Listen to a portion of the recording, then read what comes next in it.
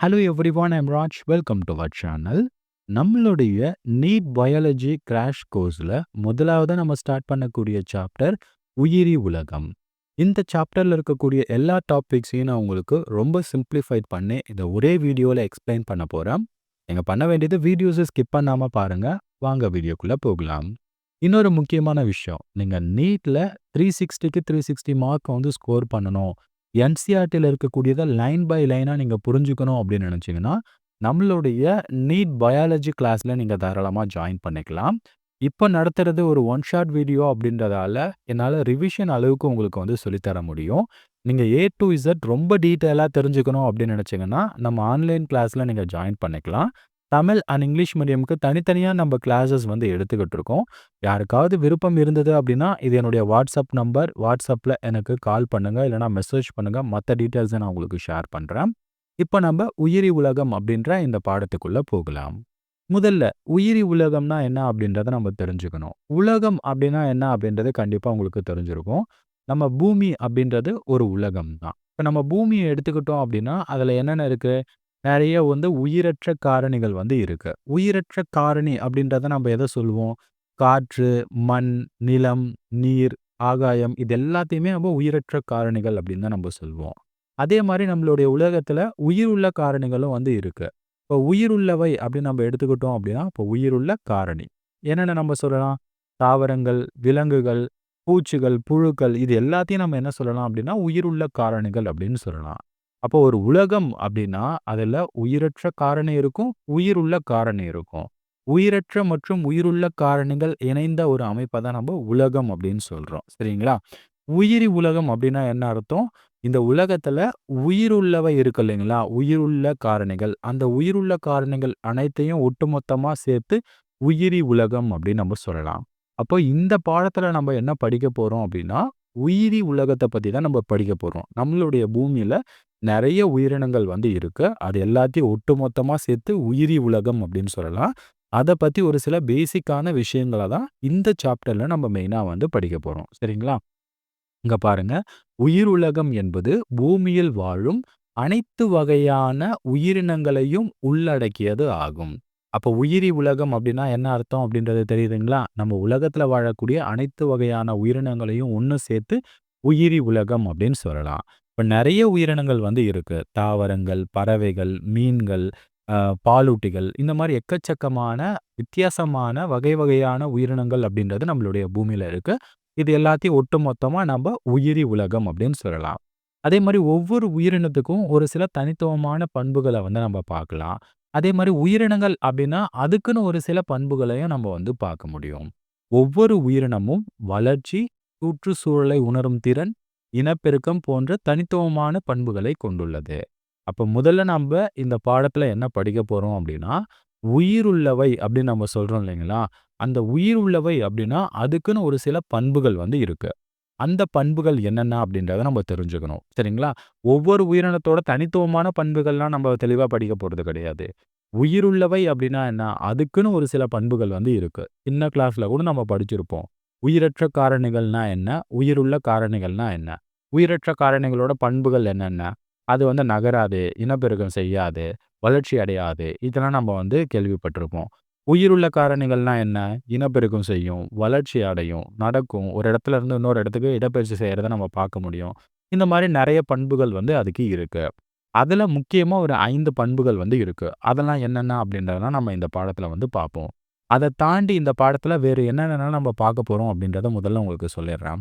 பாட உள்ளடக்கம். இந்த பாடத்துல முதலாவதா நம்ப உயிரினங்களின் பொது பண்புகள். ஒரு 5 பண்புகள் வந்து இருக்கு. அதெல்லாம் என்னென்ன அப்படின்றத நம்ம பார்க்கணும். அடுத்தபடியா, உயிரின உலகின் பல்வகைத்தன்மை. இது என்ன அப்படின்னா, இந்த உலகத்துல பல வகையான உயிரினங்கள் இருக்கு அப்படின்னு சொல்லியிருந்தேன். எவ்வளவு உயிரினங்கள் வந்து இருக்கு? அந்த உயிரினங்கள பத்தி எளிமையா நம்ம எப்படி படிக்கிறது? அதுக்கு எந்த அறிவியல் துறை உதவி செய்யுது? இந்த மாரியான தகவல்கள நம்ப உயிரின உலகின் பல்வகைத்தன்மை அப்படின்ற டாபிக்ல நம்ம டிஸ்கஸ் பண்ணுவோம். அடுத்ததா வகைப்பாட்டு பிரிவுகள். இது என்ன அப்படின்றத நடத்தும்போது நான் உங்களுக்கு வந்து சொல்றேன். உயிரினங்கள நம்ம வகைப்பாடு செஞ்சிருப்போம். அந்த வகைப்பாடு செய்யும்போது ஒவ்வொரு குழுவையும் நம்ம வகைப்பாட்டு பிரிவு அப்படின்னு நம்ம சொல்லுவோம். அது என்ன அப்படின்றத நடத்தும்போது சொன்னேன் அப்படின்னா உங்களுக்கு எளிமையா புரியும். அப்ப உயிரி உலகம் அப்படின்ற இந்த பாடத்த நாம மெயினா இந்த 3 தலைப்புகளுக்கு கீழ தான் நம்ம படிக்க போறோம். முதல்ல உயிரினங்கள் அப்படின்னா, அதுக்குன்னு ஒரு சில பண்புகள் இருக்கு. அது என்ன அப்படின்றத படிக்கணும். உயிரி உலகின் பல்வகைத்தன்மை என்ன அப்படின்றத நம்ம தெரிஞ்சுக்கணும். வகைப்பாட்டு பிரிவுகள். இந்த 3 டாபிக்க தான் நம்ம ஒன் பை ஒன்னா நம்ம டிஸ்கஸ் பண்ண போறோம். சரிங்களா? அண்ட் இன்னொரு முக்கியமான விஷயம் என்ன அப்படின்னா, நெறைய ஸ்டூடண்ட் வந்து NEET syllabus and NCERT syllabus இது 2த்தையும் கம்பேர் பண்ணி பார்க்கும்போது, இப்ப என்சிஇஆர்டியோட நியூ புக்ல வந்து இந்த டாபிக் வந்து இருக்காது. இந்த டாபிக்க ரிமூவ் பண்ணிட்டுருப்பாங்க. ஓகேவா? இங்கிலீஷ்ல தான் நெறைய பேர் பார்ப்பாங்க. அப்போ இங்கிலீஷ் புக் எடுத்து பார்த்தாலும் இந்த டாபிக் வந்து இருக்காது.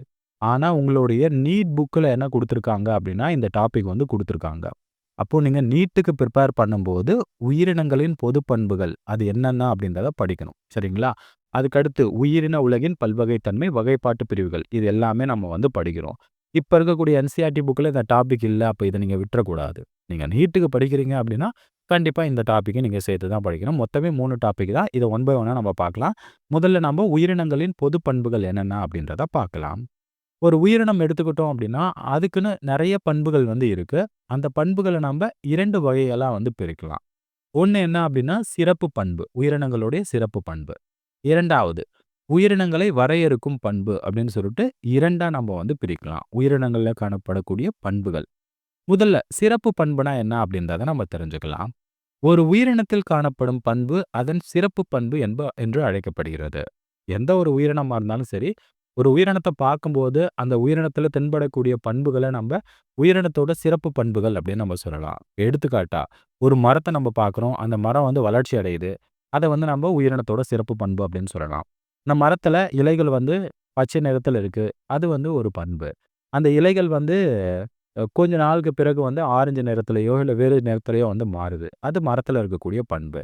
சில உயிரினங்கள் வந்து தூங்குது, நடக்குது, ஓடுது. இதெல்லாம் வந்து அந்தந்த உயிரினங்களுடைய பண்புகள் அப்படின்னு நம்ம சொல்லலாம். இப்ப விலங்குகள் மாதிரி வந்து தாவரங்களால ஓட முடியாது. அப்போ ஒவ்வொரு உயிரினத்துக்கும் ஒரு சில குறிப்பிட்ட பண்புகள் நம்ம பார்க்கும்போதே நமக்கு தெளிவா வந்து தெரியுது. அந்த மாரியான பண்புகள நாம உயிரினங்களுடைய சிறப்பு பண்புகள் அப்படின்னு நம்ம சொல்லலாம். ஒரு உயிரினத்தில் காணப்படும் பண்பு அதன் சிறப்பு பண்பு என்று அழைக்கப்படுகிறது. எடுத்துக்காட்டு வளர்ச்சி, இனப்பெருக்கம், தூக்கம், ஓடுதல் போன்றவை சிறப்பு பண்புகளாக கருதப்படுகிறது. இந்த மாரி நெறைய பண்புகள் வந்து இருக்கு. நம்ம நடக்கிறோம், உட்கார்றோம், பேசுறோம். இது எல்லாமே என்ன அப்படின்னா உயிரினத்தோடைய சிறப்பு பண்பு தான். ஒவ்வொரு உயிரினத்துக்கும் இந்த மாரி ஒரு சில சிறப்பு பண்புகள் பார்க்கும்போதே நமக்கு தெளிவா வந்து தெரியும். சரிங்களா? அடுத்து வரையறுக்கும் பண்புனா என்ன அப்படின்றத நம்ம தெரிஞ்சுக்கணும். வரையறுக்கும் பண்பு. உயிரினங்களில் மட்டும் காணப்படும் சிறப்பு பண்புகள் வரையறுக்கும் பண்பு என்று அழைக்கப்படுகிறது. இந்த பண்பு உயிரற்ற பொருட்களில் காணப்படாது. இது ரொம்ப ரொம்ப முக்கியம். அப்ப வரையறுக்கும் பண்பு அப்படின்றது என்ன? உயிரினங்கள்ல காணப்படக்கூடிய சிறப்பு பண்பு தான். ஆனா, இது உயிரினங்கள்ல மட்டும் தான் வந்து காணப்படும். எல்லா உயிரினங்கள்லயும் இந்த பண்பு வந்து இருக்கணும். இது முதல் விஷயம்.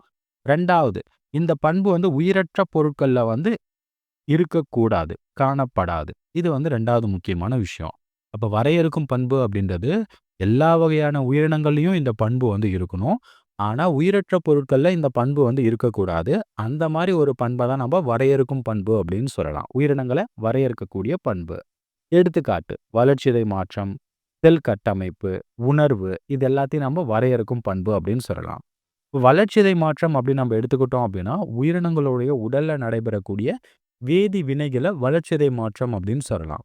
இது வந்து எல்லா உயிரினங்கள்லயும் வந்து நடைபெறுமா அப்படின்னு கேட்டீங்கன்னா, கண்டிப்பா வந்து நடைபெறும். வளர்சிதை மாற்றம் அப்படின்றது இருக்கும். வளர்சிதை மாற்றம் இல்லாத ஏதாவது உயிரினங்கள் இருக்கா அப்படின்னு கேட்டீங்கன்னா, அந்த மாரிலாம் எதுவுமே வந்து கிடையாது. ஒரு செல் உயிரினங்கள்ல இருந்து பல செல் உயிரினங்கள் வரைக்கும் எல்லாத்துலயுமே வளர்சிதை மாற்றம் அப்படின்றது நடைபெறும். அந்த உயிரினங்களுடைய உடல்ல வேதி வினைகள் அப்படின்றது நடைபெறும். அத தான் வளர்சிதை மாற்றம் அப்படின்னு சொல்றோம். இந்த வளர்சிதை மாற்றம் ஏதாவது வந்து உயிரற்ற பொருட்கள்ல நடைபெறுதா அப்படின்னு கேட்டீங்கன்னா, அங்கலாம் வந்து நடைபெறாது. அப்போ இத நம்ம வரையறுக்கும் பண்பு அப்படின்னு சொல்லலாம். அதே மாரி தான் செல் கட்டமைப்பு. எல்லா உயிரினங்களும் எதனால் ஆனது? செல்களால் ஆனது. செல்கள் இல்லாம ஏதாவது உயிரினங்கள் இருக்கா? கிடையாது. ஏதாவது உயிரற்ற பொருட்கள்ல செல் இருக்கா? கிடையாது. அப்ப செல் அப்படின்றது ஒரு வரையறுக்கும் பண்பு. உணர்வு. ஒரு தூண்டலுக்கு ஏற்ற மாதிரி துலங்கல வெளிப்படுத்துறது. ஒரு கரடி படுத்துக்கிட்டு இருக்கு. ஒரு கல் எடுத்து நம்ம அது மேல எறியிறோம் அப்படின்னா, உடனே என்ன பண்ணும்? அது நம்மள நோக்கி வந்து பாஞ்சு ஒடியாரும். ஓகேவா? ஏன்னா, அது வந்து நம்ம ஒரு துலங்கல வந்து ஏற்படுத்துறோம். அதுக்கு உடனே அது வந்து அ அதுக்கான பதில் வினைய வந்து அது செய்யுது. இப்ப நம்ம வேகமா வந்து ஓடுறோம். திடீர்னு நம்மளால வந்து முன்னாடி ஏதாவது ஒரு நாயோ ஏதாவது வந்துருச்சு அப்படின்னா, ஒரு நம்மள கடிக்க வருது அப்படின்னா என்ன பண்ணுவோம்? நம்ம அந்த இடத்துல இருந்து வேகமா வந்து ஓடி போயிடுவோம். ஏன்னா, அது வந்து ஒரு தூண்டலா அந்த இடத்துல வந்து ஒரு தூண்டல வந்து ஏற்படுத்தும்போது, அதுக்கு தகுந்த நம்ம புலன்கள வந்து வெளிப்படுத்துறோம். இதெல்லாம் நம்ம உணர்வு அப்படின்னு நம்ம வந்து சொல்லலாம். அப்போ இது உயிரினங்கள்ல மட்டும் தான் இருக்கும். எந்த ஒரு உயிரற்ற பொருட்களும் இருக்காது. ஒரு கல்லு இருக்கு. அந்த கல்லு வந்து ஏதாவது நாயையோ, இல்ல ஒரு கரடியோ பார்த்துட்டு அந்த கல்லு பயந்து ஓடுமா? ஓடாது. ஏன்னா, அதுக்கு வந்து உணர்வு அப்படின்றது கிடையாது. ஆனா, எல்லா உயிரினங்களுக்கும் உணர்வு அப்படின்றது இருக்கு. அந்த உணர்வானது எந்த ஒரு உயிரற்ற பொருட்களுக்குமே வந்து கிடையாது. அதனால இத நம்ம ஒரு வரையறுக்கும் பண்பு அப்படின்னு சொல்லலாம். இப்ப நம்ம உயிரினங்களுடைய பொது பண்புகள், ஒரு 5 பண்புகள பத்தி நம்ம பார்க்க போறோம். ஸோ, அந்த 5 பண்புகள்ல சிறப்பு பண்புகள் அண்ட் வரையறுக்கும் பண்புகள்னா என்ன அப்படின்றத மட்டும் சொல்லியிருக்கேன். இப்ப சிறப்பு பண்புகள்ல வந்து நம்ம என்ன பார்க்க போறோம் அப்படின்னா, வளர்ச்சி மற்றும் இனப்பெருக்கம் அப்படின்ற பண்ப வந்து நம்ம பார்க்க போறோம். வளர்ச்சினா என்ன? இனப்பெருக்கம்னா என்ன? ஏன் இத நம்ம சிறப்பு பண்பு அப்படின்னு சொல்றோம்? இத ஏன் நம்ம வரையறுக்கும் பண்புன்னு நம்ம சொல்லல? அதுக்கான காரணம் என்ன? அதெல்லாம் நம்ம இப்ப பார்க்க போறோம். அடுத்ததா, வரையறுக்கும் பண்பு அப்படின்னு வரும்போது, வளர்சிதை மாற்றம், செல் கட்டமைப்பு, உணர்வு. இந்த 3 பண்புகளையும் நம்ம பார்க்கணும். அதெல்லாம் என்ன அப்படின்றத இப்போ ஒன் பை ஒன்னா நம்ம பார்க்கலாம். முதல்ல உயிரினங்களுடைய சிறப்பு பண்புகள் என்னென்ன அப்படின்றத பார்த்துடலாம். 2 பண்பு இருக்கு. நம்ம பார்க்க வேண்டியது. ஒண்ணு வளர்ச்சி, மற்றொன்று இனப்பெருக்கம். சரி, இப்ப வளர்ச்சினா என்ன அப்படின்றத நம்ம தெரிஞ்சுக்கலாம். எடை அதிகரிப்பு மற்றும் எண்ணிக்கை அதிகரிப்பு ஆகியவை வளர்ச்சியின் இரட்டை கூறுகள் ஆகும். ஒரு உயிரினத்தோட எடை அதிகரிச்சாலும் சரி, அல்லது அந்த உயிரினங்களுடைய எண்ணிக்கை வந்து அதிகரிச்சாலும் சரி, அத நம்ம என்ன சொல்லலாம்? வளர்ச்சி அப்படின்னு சொல்லலாம். அப்ப வளர்ச்சிய வந்து இரட்டை கூறுகள் அப்படின்னு சொல்லிட்டு குறிப்பிடுறாங்க. ஏன்னா, எடை அதிகரிச்சாலும் சரி, எண்ணிக்கை அதிகரிச்சாலும் சரி, அது வளர்ச்சி தான். அதனால வளர்ச்சிய வந்து இரட்டை கூறு அப்படின்னு சொல்லிட்டு குறிப்பிடுவாங்க. இப்ப எடுத்துக்காட்டு நான் உங்களுக்கு வந்து சொல்றேன். இப்போ வந்து ஒரு சின்னதா வந்து ஒரு தலைப்பிரட்டை இருக்கு அப்படின்னு வச்சுக்கலாம். ஒரு சின்ன தலைப்பிரட்டை இருக்கு.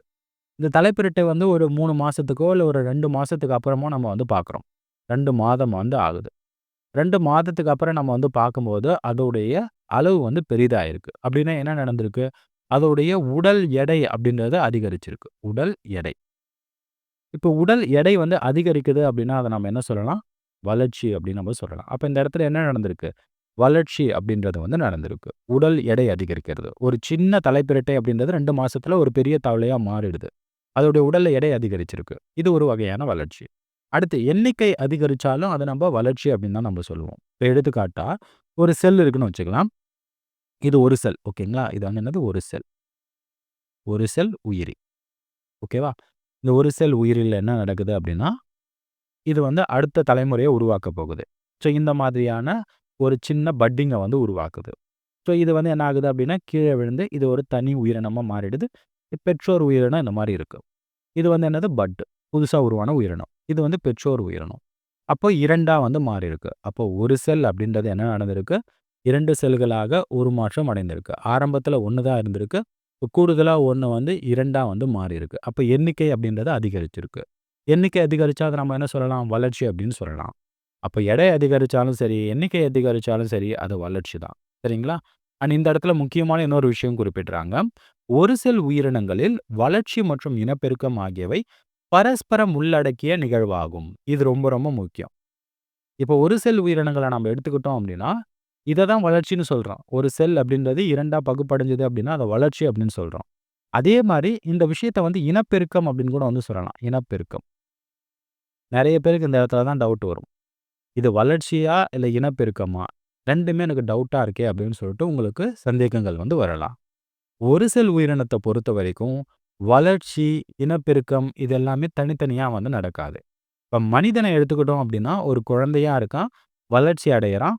அப்போ வளர்ச்சி அப்படின்றது நடக்குது. இப்ப மனிதனுடைய ஒரு குழந்தைன்னு வச்சுக்கோங்களேன். வளர்ச்சி நடைபெறுது. ஓகே. வளர்ச்சி அடையறான். வளர்ச்சி வந்து அடைஞ்சு ஒரு பெரிய மனிதனா ஆகுறான். பிறகு வந்து என்ன நடக்குது? இனப்பெருக்கம் நடைபெறுது. ஓகேங்களா? இனப்பெருக்கம். இனப்பெருக்கத்தோட இறுதியில வந்து அவனுக்கு ஒரு சின்ன குழந்தை வந்து பிறக்குது. ஓகேவா? ஸோ இந்த மாரி வந்து ஒரு குழந்தை பிறக்குது. அப்ப கூட அந்த பெரிய மனிதனும் வந்து இருக்கான். ஸோ இந்த மாரி வந்து வளர்ச்சி தனியா நடக்குது. இனப்பெருக்கம் தனியா வந்து நடைபெறுது. ஆனா, ஒரு செல் உயிரினங்கள நம்ம எடுத்துக்கிட்டோம் அப்படின்னா, வளர்ச்சி அப்படின்றது என்ன? ஒரு செல் அப்படின்றது 2ஆ பகுப்படையுது. இத நம்ம வளர்ச்சி அப்படின்னு சொல்லலாம். இனப்பெருக்கம் அப்படின்றது இதையும் நம்ம வந்து சொல்லலாம். அப்போ வளர்ச்சி, இனப்பெருக்கம் அப்படின்றது பரஸ்பரம் உள்ளடக்கிய நிகழ்வுகள். அத நம்ம தனித்தனியா நம்ம வந்து ஒரு செல் உயிரினங்கள்ல பிரிச்சு பார்க்க முடியாது. ஒரு செல் உயிரினங்கள்ல வந்து வளர்ச்சி தனியா நடக்கும், இனப்பெருக்கம் தனியா நடக்கும் அப்படின்லாம் நம்ம வந்து பார்க்க முடியாது. 2மே ஒரே நிகழ்வா தான் வந்து பார்க்கப்படுது. அத தான் பரஸ்பரம் உள்ளடக்கிய நிகழ்வு அப்படின்னு சொல்றாங்க.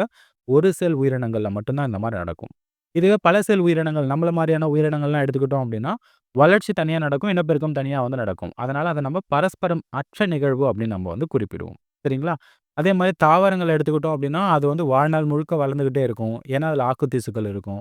விலங்குகள் எடுத்துக்கிட்டோம் அப்படின்னா, ஒரு குறிப்பிட்ட நாட்கள் வரைக்கும் தான் வந்து வளர்ச்சி அப்படின்றது வந்து நடைபெறும். இப்ப இந்த மாரியான வேறுபாடுகள் அப்படின்றது தாவரம் மற்றும் விலங்குகளிடையே வளர்ச்சியில வந்து காணப்படுது. அடுத்து வளர்ச்சி உயிரற்ற பொருட்களிலும் காணப்படுகின்றன. இதுதான் ரொம்ப முக்கியம். வளர்ச்சி வந்து நம்ம உயிரற்ற பொருட்களையும் வந்து காண முடியுது அப்படின்னு சொல்றாங்க. ஸோ எப்படி வந்து உயிரற்ற பொருட்கள்ல வளர்ச்சி அடையுது? இப்போ ஒரு மலை இருக்குன்னு வச்சுக்கலாம். ஒரு 10 வருஷம் ஆகுது. 10 வருடம் 10 வருடம். 10 வருடம் கழித்து நம்ம அந்த மலைய வந்து பார்க்குறோம். அந்த மலையோடைய எடை இல்ல உயரம் அப்படின்றது அதிகரிச்சிருக்கு. எடை அதிகரிச்சது அப்படின்னா, அத நம்ம வளர்ச்சி அப்படின்னு தான் சொல்லுவோம். எப்படி இதோட எடை அதிகரிச்சது? நெறைய காத்து அடிச்சு, அடிச்சு நெறைய மணல் வந்து மேல படிஞ்சு, படிஞ்சு என்ன ஆகுது அப்படின்னா, இந்த மலையோட உயரம் அதிகரிக்குது. அதோடைய எடையும் வந்து அதிகரிக்குது. அப்போ வளர்ச்சி அப்படின்றது நடைபெற்றிருக்கு. அப்போ உயிரற்ற பொருட்களையும் வளர்ச்சி அப்படின்றது நடைபெறுது. ஆனா, அந்த வளர்ச்சி எப்படிப்பட்ட வளர்ச்சி? வெளியார்ந்த வளர்ச்சி. வெளியில இருந்து அந்த வளர்ச்சி அப்படின்றது ஏற்படுகிறது. உயிரினங்களுடைய வளர்ச்சி எப்படி நடைபெறுது? அதோடைய உடம்புக்குள்ள, உள்ளார்ந்த வளர்ச்சி அப்படின்றது ஏற்படும். இது 2த்துக்கும் இடையில இருக்கக்கூடிய வித்தியாசங்கள். வளர்ச்சி அப்படின்றது உயிரற்ற பொருட்களையும் வந்து காணப்படுது. உயிரற்ற பொருட்களையும் இது காணப்படுறதால, இத நம்ம உயிரினங்களுடைய சிறப்பு பண்பு அப்படின்னு நம்ம சொல்றோம். உயிரினங்களில் வளர்ச்சி அகம் சார்ந்த பண்பாகும். இதுவே உயிரினங்கள நம்ம எடுத்துக்கிட்டோம் அப்படின்னா, வளர்ச்சி எங்க நடைபெறுது? அதோடைய உடலுக்குள்ள வந்து நடைபெறுது. அதனால இது வந்து ஒரு அகம் சார்ந்த பண்பு.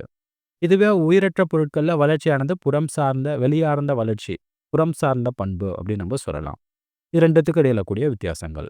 அப்போ உயிரினங்களுடைய பொது பண்புகள்ல, ஏன் நம்ம வளர்ச்சிய வந்து சிறப்பு பண்புகளுக்கு கீழ கொண்டு வந்து வச்சிருக்கோம் அப்படின்றது தெரியுதுங்களா?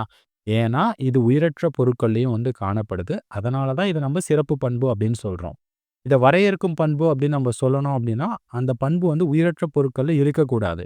வளர்ச்சி வந்து உயிரற்ற பொருட்கள்லயும் காணப்படுது. அதனால தான் அத நம்ம வரையறுக்கும் பண்புக்கு கீழ கொண்டு வரல. அத தனியா சிறப்பு பண்பா நம்ம வந்து வச்சிருக்கோம். சரி, அடுத்த பண்பு என்னன்னு பார்க்கலாம். இனப்பெருக்கம். இனப்பெருக்கம் அப்படின்றது என்ன? ஒரு உயிரினம் அடுத்த தலைமுறைய உருவாக்குது அப்படின்னா, அத நம்ம இனப்பெருக்கம் அப்படின்னு சொல்லலாம். உயிரினங்கள் அனைத்தும் தங்களை ஒத்த சந்ததிகளை உருவாக்குகின்றன.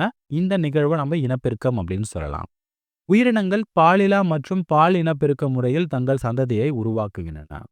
ஒரு சில உயிரினங்கள் என்ன பண்ணும் அப்படின்னா, ஒரே உயிரினமே வந்து எந்த ஒரு பார்ட்னரும் இல்லாம, 2 பெற்றோர்கள் இல்லாம அடுத்த தலைமுறைய வந்து உருவாக்கும். பாலில்லா முறையில இனப்பெருக்கம் வந்து செய்யும். சில உயிரினங்கள் ஆண், பெண் இணைந்து பால் இனப்பெருக்க முறையில அடுத்த சந்ததிகள வந்து உருவாக்கும். இந்த உலகில் பல உயிரினங்கள் இனப்பெருக்கம் செய்வதில்லை. எடுத்துக்காட்டா சொல்லணும் அப்படின்னா, கோவேறு கழுதைகள், வேலைக்கார தேனீக்கள், மலட்டுத்தன்மையுள்ள மனிதர்கள், இந்த மாரியான உயிரினங்கள்ல இனப்பெருக்கம் அப்படின்றது நடைபெறுவது கிடையாது. அதனால இனப்பெருக்கத்த நம்ம என்ன சொல்றோம் அப்படின்னா, சிறப்பு பண்பு அப்படின்னு நம்ம சொல்றோம். இத ஏன் நம்ம வரையறுக்கும் பண்பு அப்படின்றத நம்ம சொல்றது கிடையாது. ஏன்னா, வரையறுக்கும் பண்பா இருந்துச்சு அப்படின்னா, அது எல்லா உயிரினங்கள்லயும் வந்து காணப்படும். அது ரொம்ப ரொம்ப முக்கியம். ஆனா, இந்த இடத்துல இனப்பெருக்கம் அப்படின்றது எல்லா உயிரினங்கள்லயும் வந்து காணப்படுவது கிடையாது. ஒரு சில உயிரினங்கள்ல இனப்பெருக்கம் அப்படின்றது நடைபெறுவது கிடையாது. கோவேறு கழுதை, வேலைக்கார தேனீ, மலட்டுத்தன்மையுள்ள மனிதர்கள். இப்போ மனிதர்கள்லயே வந்து ஒரு சிலர் மலட்டுத்தன்மையா இருப்பாங்க. அவங்களுக்கு குழந்தை பிறக்காது. ஸோ, அதனால அவங்க வந்து உயிரற்ற உயிரற்றவை அப்படின்னு நம்ம சொல்ல முடியாது. அப்ப இனப்பெருக்கம் அப்படின்றது ஒரு சில உயிரினங்கள்ல காணப்படுறது கிடையாது. அதனால இத நம்ம வரையறுக்கும் பண்பா எடுத்துக்கொள்ள முடியாது. வேலைக்கார தேனீயோட வேலை என்ன அப்படின்னா, போயிட்டு தேனீக்கள தேன் எல்லா மலர்கள்லேருந்து சேகரிக்கிறது தான் அதோடைய வேலை. ராணி தேனீ தான் வந்து என்ன பண்ணும் அப்படின்னா, இனப்பெருக்கம் செய்யும். ஒரு குதிரையும், ஒரு கழுதையும் வந்து சேர்ந்து உருவாகக்கூடிய உயிரினம் தான் வந்து மியூல். அது இல்லன்னா கோவேறு கழுதை அப்படின்னு ஆங்கிலத்தில வந்து சொல்லுவாங்க. இந்த கோவேறு கழுதையால அடுத்த இனப்பெருக்கம் வந்து செய்ய முடியாது. அடுத்த தலைமுறைய வந்து உருவாக்க முடியாது. மலட்டுத்தன்மையுள்ள மனிதர்களும் அதே மாரி தான். அடுத்த தலைமுறைய உருவாக்க முடியாது. அப்ப இனப்பெருக்கம் அப்படின்றது ஒரு சிறப்பு பண்பே ஒழிய, இது உயிரினங்கள வரையறுக்கக்கூடிய பண்பு அப்படின்றத நம்ப சொல்ல முடியாது. அப்போ உயிரினங்களுடைய பொது பண்புகள்ல சிறப்பு பண்புகள்னா என்ன அப்படின்றது தெரியுதா? வளர்ச்சி அப்படின்றது ஒரு சிறப்பு பண்பு. ஏன்னா, இது உயிரினங்கள்லயும் காணப்படும், உயிரற்ற பொருட்கள்லயும் வந்து காணப்படுது. இனப்பெருக்கம் அப்படின்றது ஒரு சிறப்பு பண்பு. ஏன்னா, இது எல்லா உயிரினங்கள்லயும் இருக்கிறது கிடையாது. இனப்பெருக்கம் இல்லாத உயிரினங்களும் வந்து இருக்கு. அதனால இனப்பெருக்கத்த நம்ம சிறப்பு பண்பா ஒழிய, இத நம்ம வரையறுக்கும் பண்பா எடுத்துக்கொள்ள முடியாது. ஓகேங்களா? சரி, அடுத்த உயிரினங்களுடைய பொது பண்புகள்ல வரையறுக்கும் பண்புகள் என்னென்ன அப்படின்றத பார்க்கலாம். வரையறுக்கும் பண்புகள். அதுல 3 பண்புகள நம்ம வந்து பார்க்க போறோம். முதலாவதா நம்ம பார்க்கக்கூடியது வளர்சிதை மாற்றம். வளர்சிதை மாற்றம் அப்படின்றது உயிரினங்களுடைய உடல்ல நடைபெறக்கூடிய வேதி வினைகள வளர்சிதை மாற்றம் அப்படின்னு சொல்லலாம்.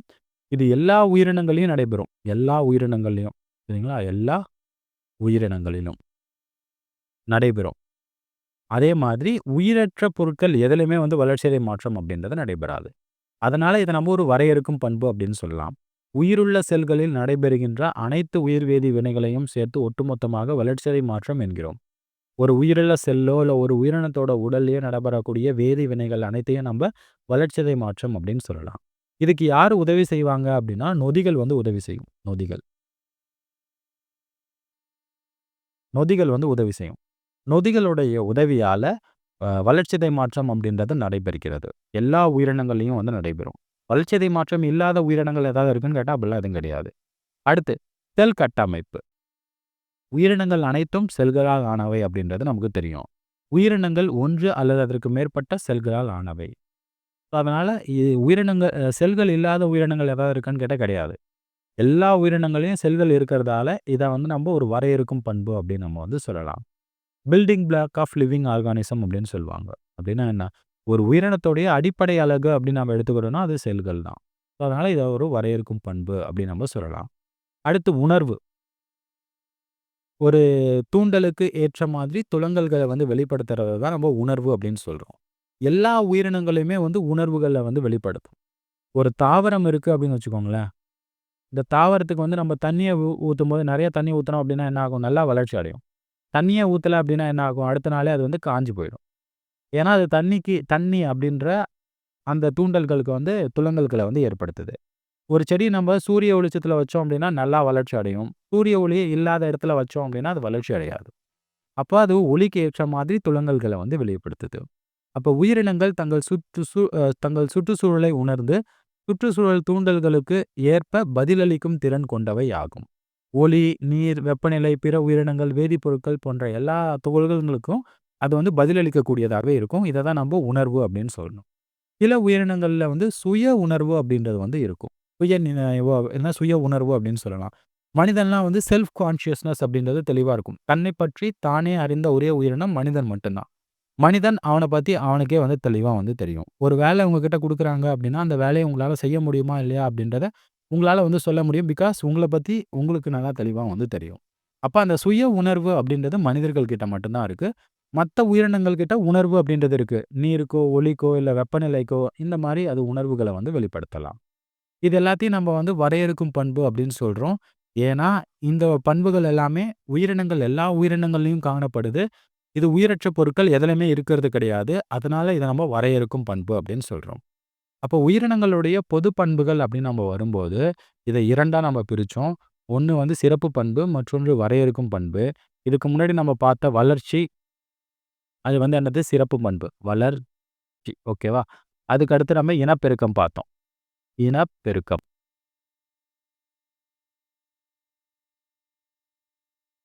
இந்த இனப்பெருக்கமும் வந்து சிறப்பு பண்பு தான். ஏன்னா, இந்த வளர்ச்சி அப்படின்றது உயிரற்ற பொருட்கள்லயும் இருக்கு. இனப்பெருக்கம் அப்படின்றது எல்லா உயிரினங்கள்லயும் காணப்படுறது கிடையாது.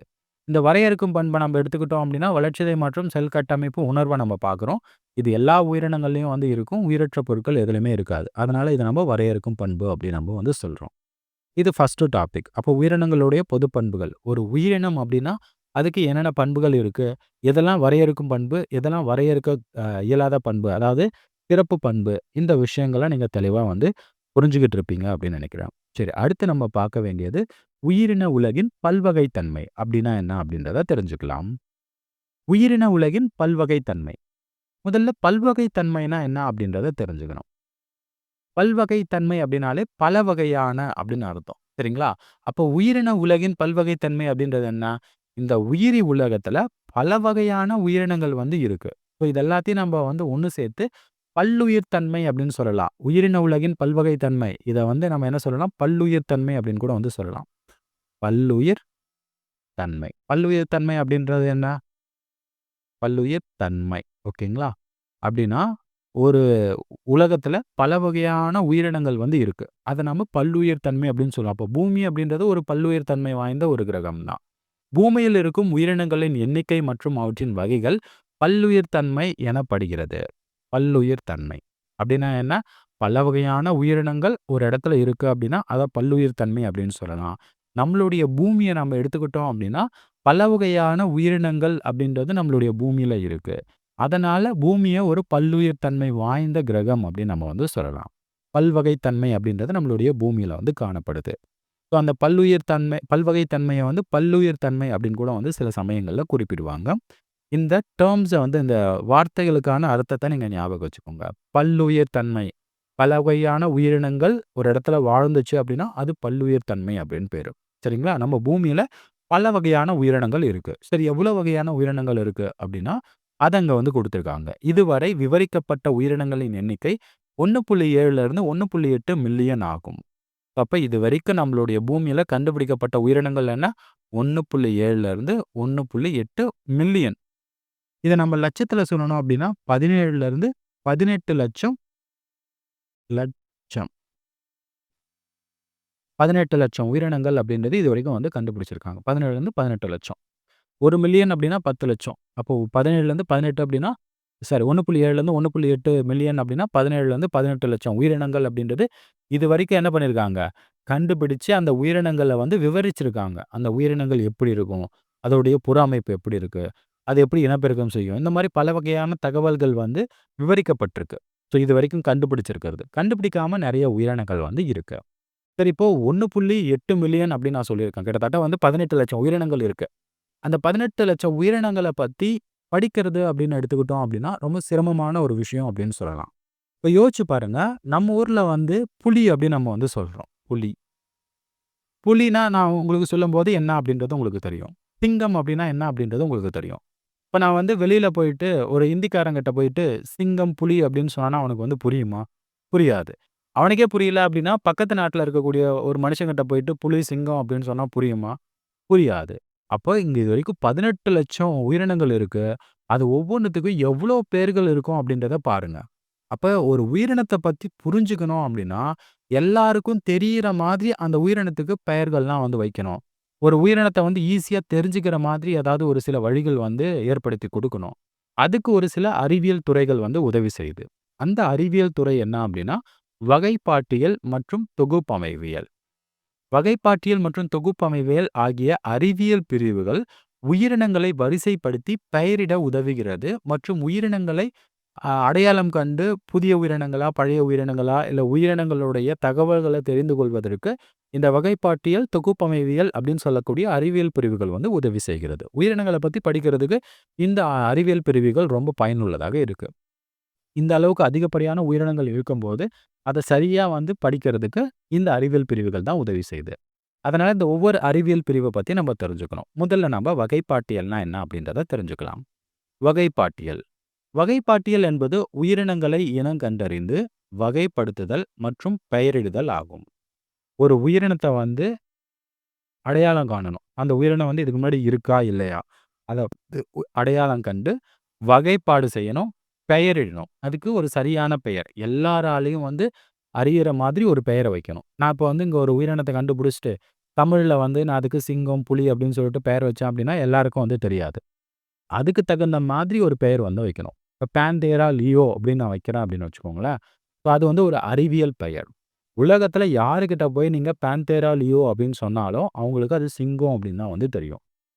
அப்போ எல்லாராலயும் வந்து அறியிற மாதிரி ஒரு பெயர் வைக்கிறோம் இல்லையா? ஸோ அதுக்கு உதவி தான் வந்து இந்த அறிவியல் பிரிவுகள் வந்து செய்யுது. அப்போ வகைப்பாட்டியல்ல என்ன நடைபெறுது அப்படின்றது உங்களுக்கு தெரியுதுங்களா? ஸோ வகைப்பாட்டுல ஒரு உயிரினத்த வந்து இனங்கண்டறிஞ்சு வகைப்பாடு செய்றோம். அதுக்கு பெயரிடுறோம். இத தான் நம்ம வகைப்பாட்டியல் அப்படின்னு சொல்றோம். அடுத்து தொகுப்பமைவியல். தொகுப்பமைவியல் அப்படின்றத வந்து சிஸ்டமேட்டிக்ஸ் அப்படின்னு ஆங்கிலத்துல வந்து குறிப்பிடுவாங்க. தொகுப்பமைவியல் அப்படின்றது உயிரினங்களுக்கு இடையிலான பரிணாம உறவுகள் மற்றும் வரலாற்றைக் கொண்டு வரிசைப்படுத்துவதாகும். தொகுப்பமைவியல் அப்படின்னா சிஸ்டமேட்டிக்ஸ் அப்படின்னு சொன்னேன். சிஸ்டமா அப்படின்னா லத்தீன் மொழியில முறையான வரிசை அப்படின்னு அர்த்தம். இப்ப நான் வகைப்பாடு வந்து செய்றேன் இல்லைங்களா? வகைப்பாடு செய்யும்போது எந்த உயிரினத்துக்கு அடுத்து எந்த உயிரினம் வந்து வரணும். அந்த உயிரினங்கள் வந்து ஒரே மாதிரி பண்புகள கொண்ட உயிரினங்கள் எல்லாமே பக்கத்துல, பக்கத்துல வந்து வைக்கணும். ஸோ அந்த மாரி உயிரினங்களுடைய பரிணாம உறவுகள் அடிப்படையில உயிரினங்கள நான் வகைப்பாடு செஞ்சேன் அப்படின்னா, அதுதான் வந்து தொகுப்பமைவியல். அப்ப தொகுப்பமைவியல் அப்படின்றத இப்படி நான் வந்து சொல்லலாம். வகைப்பாடு வகைப்பாடு வகைப்பாடு பிளஸ் பரிணாம உறவு. பரிணாம உறவு. பரிணாம உறவு அடிப்படையில நான் வகைப்பாடு செய்றேன் அப்படின்னா, அதுதான் தொகுப்பமைவியல்.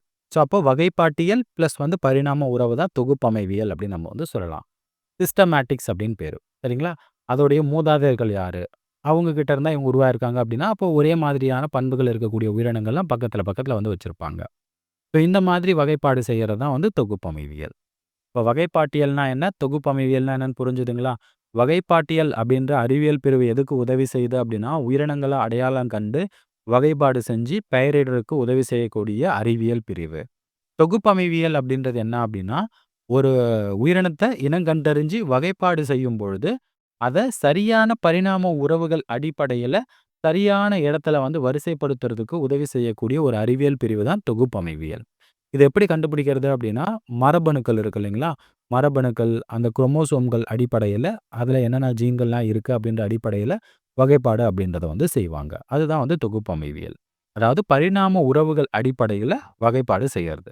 சரி, அடுத்து இந்த வகைப்பாட்டியல இன்னமும் நம்ம டீட்டெயிலா வந்து தெரிஞ்சுக்க போறோம். வகைப்பாட்டியல் எப்படி வந்து செய்யறது? ஒரு உயிரினம் வந்து நான் கண்டுபிடிக்கிறேன். அத எப்படி வந்து வகைப்பாட்டியல் மூலமா அதுக்கு பெயர் சூட்டுறது, எப்படி வகைப்பாடு செய்யறது அப்படின்றத இப்ப டீட்டெயிலா நம்ம வந்து பார்க்கலாம். வகைப்பாட்டியல். வகைப்பாட்டியலின் அடிப்படை செயல்முறைகள். இதுல மொத்தம் 4 அடிப்படை செயல்முறைகள் இருக்கு. 4 ஸ்டெப் வந்து இருக்கு. அது என்னென்ன அப்படின்றத பார்க்கலாம். முதல்ல ஒரு உயிரினத்த வந்து நான் கண்டுபிடிக்கிறேன். ஓகேங்களா? இப்போ ஒரு உயிரினம் நான் கண்டுபிடிச்சிட்டேன் அப்படின்னா, அதோடைய பண்பறிதல் வேண்டும். பண்பறிதல் அப்படின்றது அந்த உயிரினத்தோடைய பண்புகள் எல்லாத்தையும் நான் தனியா வந்து எடுத்து எழுதணும். இப்போ ஒரு வௌவால் மாதிரி ஒரு உயிரினத்த வந்து நான் கண்டுபிடிக்கிறேன். இத நான் முதல்ல என்ன பண்ணணும் அப்படின்னா, அந்த ரெக்கை எவ்வளோ நீளம் இருக்கு? காது எவ்வளோ நீளம் இருக்கு? ரோமங்கள் இருக்கா? இல்லையா? இது பறக்குதா? இல்லையா? கண் இருக்கா? இல்லையா? இந்த எல்லா விஷயத்தையும் நான் என்ன பண்ணணும் அப்படின்னா, ஒரு நோட்ல வந்து தெளிவா வந்து நான் எழுதணும். அதோடைய புற அமைப்ப பத்திலாம் நான் தெளிவா வந்து எழுதணும். அதுதான் வந்து பண்பறிதல். அப்போ ஒரு உயிரினத்த நான் இப்ப எடுக்கிறேன் அப்படின்னா, முதல்ல அந்த உயிரினத்த பண்பறிதல் செய்ய வேண்டும். வெளிப்புற மற்றும் உள் அமைப்பு, செல் அமைப்பு, வளர்சிதை செயல்முறை, சுற்றுச்சூழல் தகவல் போன்ற உயிரினங்களின் பண்புகளை புரிந்து கொள்வது. ஒரு உயிரினத்துடைய பண்புகள் அது எந்த இடத்துல இருக்கு? என்ன பண்ணுது? அதோடைய புற அமைப்பு எப்படி இருக்கு? உள் அமைப்புல ஏதாவது மாற்றங்கள் இருக்கா? இந்த மாரி எல்லாத்த பத்தியும் வந்து தகவல்கள வந்து எழுதுறேன் அப்படின்னா, அதுதான் வந்து பண்பறிதல். முதல்ல அத தான் நான் வந்து பண்ணணும். 2வது அடையாளம் காணல். அடையாளம் காணல் அப்படின்றது என்னன்னா, இப்ப நான் எடுத்த இந்த வௌவாலுடைய தகவல்கள் என்கிட்ட இருக்கு. அந்த தகவல்கள வச்சுக்கிட்டு, இதுக்கு முன்னாடி இருந்த வௌவால்களோட அந்த தகவல்களோட ஒப்பிட்டு பார்ப்பேன். ஏன்னா, இதுக்கு முன்னாடி நெறைய வௌவால்கள் கண்டுபிடிச்சிருக்காங்க அப்படின்னா, அதோட ஒப்பிட்டு பார்ப்பேன். ஏதாவது சரியா பொருந்துதா அப்படின்றத வந்து நான் பார்ப்பேன். சப்போஸ் சரியா பொருந்திருச்சு அப்படின்னா, அந்த வௌவாலே இதுக்கு முன்னாடி நேம் வந்து குடுத்திருப்பாங்க. அதுதான் நம்ப கண்டுபிடிச்ச அந்த உயிரினம் அப்படின்னு வச்சுக்கலாம். சப்போஸ் நான் வந்து பண்ணும்பொழுது, இதுக்கு முன்னாடி கண்டுபிடிச்ச வௌவாலோட எந்த அ பண்பறிதல்லையும் ஒத்து போகல அப்படின்னா, நான் கண்டுபிடிச்சது ஒரு புதிய உயிரினம் அப்படின்னு பேரு. அப்போ அடையாளம் கண்டு ஒரு புதிய உயிரினம் கண்டுபிடிச்சிட்டேன் அப்படின்னு நான் வந்து அடையாளம் காணல் மூலமா வந்து தெரிஞ்சுக்கிட்டேன். அடுத்து என்ன பண்றது அப்படின்னு பார்க்கலாம். உயிரினத்தின் சரியான விளக்கத்தினை வைத்து வகைப்பாட்டியலில் சரியான இடம் அல்லது நிலையை தீர்மானிப்பது. இப்போ அடுத்து வந்து இப்ப நான் கண்டுபிடிச்சது ஒரு புதிய உயிரினம் அப்படின்னு தெரிஞ்சிருச்சு. அடுத்த படிநிலைக்கு போணும். அதுதான் வகைப்பாடு செய்ற படிநிலை. அது என்ன அப்படின்றத பார்க்கலாம். வகைப்பாடு. இது பண்புகளின் அடிப்படையில் உயிரினங்களை சரியான வகைப்பாட்டு தொகுப்பிற்கு கீழ் அமைத்தல் ஆகும். ஒரு உயிரினம் வந்து புதுசா அப்படின்னு கண்டுபிடிச்சதுக்கு அப்புறம், அதோடைய சரியான வகைப்பாட்டு பிரிவு எது? சரியான ஒரு குழு எது அப்படின்றத தேர்ந்தெடுத்து அதுக்கு கீழ நான் வகைப்பாடு வந்து செய்யணும். இது 3வது படிநிலை. 4வது படிநிலை என்ன அப்படின்னா, பெயரிடுதல்.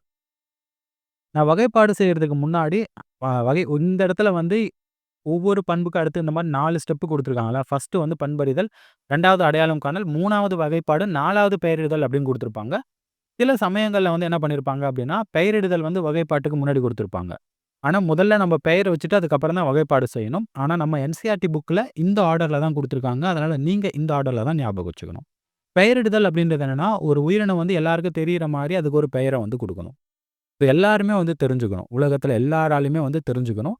அதுக்குன்னு ஒரு சில அத்தாரிட்டீஸ் வந்து இருக்கு. தாவரத்துக்கு வந்து பெயர் வைக்கணும் அப்படின்னா, ICBN international code for botanical nomenclature வந்து இருக்கு. சர்வதேச தாவரவியல் பெயர் சூட்டும் சட்டம் அப்படின்றது இருக்கு.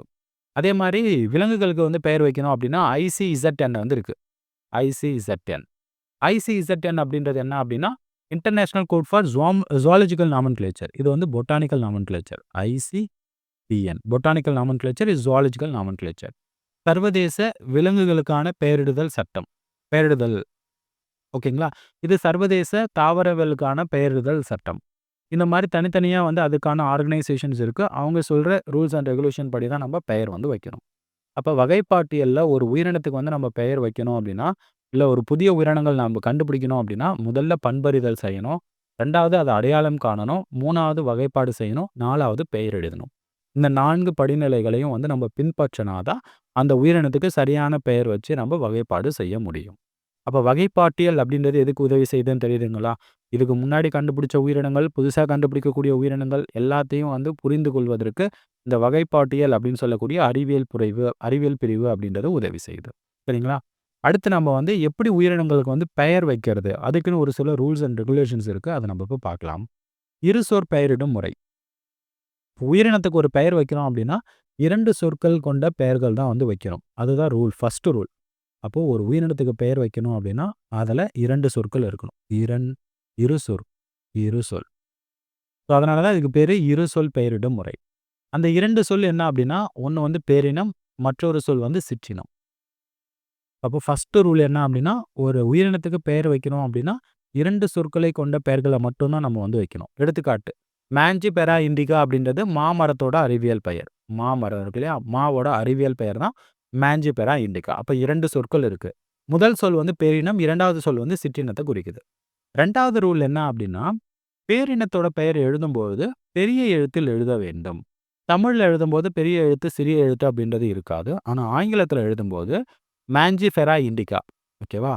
மாஞ்சிஃபெரா இண்டிகா. சரிங்களா? இப்படி தான் நம்ம வந்து எழுதுவோம். இதுல முதல் எழுத்து இருக்கு இல்லைங்களா? இது வந்து பெரிய எழுத்து. கேப்பிட்டல் லெட்டர்ல வந்து எழுதணும். அடுத்து 2வது ரூல் என்ன அப்படின்னா, சிற்றின பெயரின் முதல் எழுத்து சிறிய எழுத்தில் இருக்க வேண்டும். இது வந்து சிற்றின பெயர் இண்டிகா. இதுல 2வது எழுத்து வந்து எப்படி இருக்கணும் அப்படின்னா, ஸ்மால் லெட்டர்ல வந்து எழுதணும். தமிழ்ல எழுதும்போது கேப்பிட்டல் ஸ்மால்லாம் கிடையாது. பட் இங்கிலீஷ்ல எழுதும்போது மாஞ்சிஃபெரா இண்டிகான்னு எழுதும்போது பேரின பெயர்ல கேப்பிட்டல் இருக்கணும். சிற்றின பெயர்ல ஸ்மால் லெட்டர்ல வந்து எழுதணும். அடுத்து 3வது ரூல்ஸ் என்ன அப்படின்னா, கைகளால் எழுதும்பொழுது அடிக்கோடிட வேண்டும். இந்த மாதிரி அறிவியல் பெயர் நான் எழுதுறேன் அப்படின்னா, கீழ வந்து கோடிட்டு காமிக்கணும். பாருங்க. மாஞ்சிஃபெரா இண்டிகா அப்படின்னு எழுதிட்டேன்னா, கீழ வந்து கோடு போடணும். 4வது ரூல் என்ன அப்படின்னா, அச்சிடும் பொழுது ஒரு கம்ப்யூட்டர்ல வந்து நான் டைப் பண்றேன். ஓ வேற ஏதாவது நான் வந்து ஒரு அசைன்மென்ட் கம்ப்யூட்டர்ல எழுதுனேன். ஒரு பிபிடி நான் வந்து கம்ப்யூட்டர்ல போடுறேன் அப்படின்னு கம்ப்யூட்டர்ல நம்ம டைப் பண்ணும்போது, சாய்வான எழுத்துக்களை பயன்படுத்த வேண்டும். அறிவியல் பெயர் எழுதும்போது மட்டும் சாய்வா இருக்கணும். மாஞ்சிஃபெரா இண்டிகா அப்படின்னு எழுதாம கொஞ்சம் சாய்வா. மாஞ்சிஃபெரா இந்த மாரி. சாய்வான எழுத்துக்கள வந்து நம்ம பயன்படுத்தணும். சரிங்களா? இட்டாலிக் லெட்டர் அப்படின்னு ஆங்கிலத்தில சொல்லுவாங்க. இட்டாலிக்ஸ வந்து நம்ம பயன்படுத்தணும். அடுத்து ரூல் என்ன அப்படின்னா, அந்த அறிவியல் பெயரோட இறுதியில ஆசிரியர் பெயர் எழுதப்பட வேண்டும். அந்த ஆசிரியர் பெயர் சுருக்கமான வடிவத்தில் எழுதப்பட வேண்டும். பாருங்க, இந்த இடத்துல வந்து லின் அப்படின்னு குடுத்துருக்காங்க. இது வந்து என்னன்னா ஆசிரியர் பெயர். இந்த மாஞ்சிஃபெரா இண்டிகா அப்படின்ற பெயர் வச்சது யாரு அப்படின்னா லின்னேயஸ். லின்னேயஸ். அந்த லின்னேயஸ தான் என்ன குடுத்துருக்காங்கன்னா, லின் அப்படின்னு சுருக்க எழுத்துல வந்து குடுத்துருக்காங்க. இதுக்கு கீழ வந்து கோடுலாம் வந்து இடக்கூடாது. ஓகேங்களா? இது எல்லாமே வந்து இருசொல் பெயரிடும் முறையோட ரூல்ஸ் அண்ட் ரெகுலேஷன். இது எல்லாமே வந்து ஃபாலோ பண்ணணும். சரிங்களா? ஒரு உயிரினத்துக்கு 2 சொற்களை கொண்டு பெயரிடும் முறை இருசொல் பெயரிடும் முறை எனப்படும். இது லின்னேயஸ் அவர்களால் முன்மொழியப்பட்டது. கரோலஸ் லின்னேயஸ் அப்படின்றவர் தான் முதல்ல இத வந்து பயன்படுத்தினாரு. அவரு வந்து ஒரு புக் வந்து எழுதினாரு. சிஸ்டமா நேச்சரே அப்படின்ற ஒரு புக் வந்து எழுதினாரு. அந்த புக்ல முதல் முறையா மாஞ்சிஃபெரா இண்டிகா இந்த மாரி தாவரங்களுக்கு வந்து 2 சொற்கள கொண்டு பெயரிடணும். அப்படின்றதுல அவரு தான் முதல்ல வந்து அறிமுகப்படுத்தினாரு. அறிமுகப்படுத்தியவர் லின்னேயஸ். இத நீங்க ஞாபகம் வச்சுக்கோங்க. அப்போ உயிரின உலகின் பல்வகைத்தன்மைனா என்ன அப்படின்றது உங்களுக்கு புரியுதுங்களா? பல்வகைத்தன்மை அப்படின்றத நம்ம பல்லுயிர் தன்மை அப்படின்னு கூட வந்து சொல்லலாம். ஓ இந்த உலகத்துல பல வகையான உயிரினங்கள் இருக்கிறதால நம்ம உயிரின உலகின் பல்வகைத்தன்மை அப்படின்னு சொல்றோம். 1.7 இருந்து 1.8 மில்லியன் உயிரினங்கள் அப்படின்றது இந்த பூமியில வந்து இருக்கு. உயிரினங்கள வந்து நாம எளிமையா புரிஞ்சுக்கணும் அப்படின்றதுக்காக 2 அறிவியல் பிரிவுகள் வந்து இருக்கு. வகைப்பாட்டியல் அண்ட் அதுக்கப்புறம் வந்து முறைப்பாட்டியல் அப்படின்னு நம்ம பார்த்தோம். முறைப்பாட்டியல் அப்படின்றத வந்து நம்ம தொகுப்பமைவியல் அப்படின்னு கூட சொல்லலாம். இத சில சமயங்கள்ல முறைப்பாட்டியல் அப்படின்னு சொல்லுவாங்க. அதை நீங்க வந்து ஞாபகம் வச்சுக்கோங்க. சரிங்களா? இந்த 2 அறிவியல் பிரிவுகள் உயிரினங்கள பத்தி எளிமையா புரிஞ்சுக்கிறதுக்கும், புதிய உயிரினங்கள கண்டுபிடிக்கிறதுக்கும் உதவியா இருக்கக்கூடிய அறிவியல் பிரிவுகள். அடுத்து வகைப்பாட்டியல்ல எப்படி ஒரு உயிரினத்த வந்து வகைப்பாடு வந்து செய்யணும், புதிய உயிரினங்கள எப்படி கண்டுபிடிக்கிறது, அதுல வந்து 4 படிநிலைகள் இருக்கு. அது என்ன அப்படின்றத சொல்லியிருக்கேன். இருசொல் பெயரிடும் முறை என்ன, அதுக்கான ரூல்ஸ் அண்ட் ரெகுலேஷன் என்ன அப்படின்றத சொல்லியிருக்கேன். இதுதான் உயிரின உலகின் பல்வகை தன்மை. சரி, இந்த டாபிக் உங்களுக்கு புரிஞ்சிருக்கும் அப்படின்னு நினைக்கிறேன். அடுத்ததா நம்ம பார்க்க வேண்டியது வகைப்பாட்டு பிரிவுகள். அது என்ன அப்படின்றத பார்க்கலாம். வகைப்பாட்டு பிரிவுகள். சரி, இதுக்கு முன்னாடி நான் வகைப்பாட்டியல்னா என்ன அப்படின்றத சொல்லியிருந்தேன். வகைப்பாட்டியல். இப்போ வகைப்பாட்டியலை நம்ம எடுத்துக்கிட்டோம் அப்படின்னா, அதில் மொத்தம் 4 படிநிலைகள் வந்து இருக்கு. ஒரு உயிரினம் நான் வந்து கண்டுபிடிக்கிறேன் அப்படின்னா, அதுக்கு மொத்தம் 4 படிநிலைகள் இருக்கு. முதல்ல பண்பறிதல் வந்து செய்யணும். 2வது வந்து இனம் கண்டறியணும். 3வது வந்து வகைப்பாடு வந்து செய்யணும். 3வது படிநிலை என்ன? வகைப்பாடு. இது ரொம்ப ரொம்ப முக்கியம். வகைப்பாடு. இது வந்து 3வது படிநிலை. 4வது படிநிலை பெயரிடுதல். இது 4வது படிநிலை. சரி, இந்த 3வது படிநிலை வகைப்பாடு இருக்கு இல்லையா? இந்த வகைப்பாடு அப்படின்றது ஒரு படிநிலை கிடையாது. இது வந்து நம்ம பண்ணணும் அப்படின்னா, இது பல படிநிலைகளை சேர்ந்த ஒரு செயல்முறை. இத நம்ம வந்து என்ன பண்ணுவோம் அப்படின்னா, ஒரு உயிரினத்த கண்டுபிடிச்சு, அது புதிய உயிரினம் அப்படின்றது நிரூபிக்கப்பட்ட பிறகு, ஒரு சரியான குழுவுல வந்து அந்த உயிரினத்த கொண்டு போயிட்டு நாம வந்து வைக்கணும். அததான் நம்ம வகைப்பாடு அப்படின்னு நம்ம வந்து சொல்றோம். ஏன்னா, இதுவரைக்கும் நம்ம வந்து உயிரினங்கள வந்து பல குழுக்களா நம்ம இந்த மாரி வந்து பிரிச்சு வச்சிருப்போம். இதுல ஏதாவது ஒரு குழுவுல கொண்டு போய் வைக்கிறது கிடையாது. நம்ம கண்டுபிடிச்ச உயிரினம் சரியா எந்த குழுவுக்கு கீழ வருமோ, அந்த குழுவ தேர்ந்தெடுத்து அதுக்கு கீழ கொண்டு போயிட்டு வைக்கணும். அததான் நம்ம வகைப்பாடு அப்படின்னு சொல்றோம்.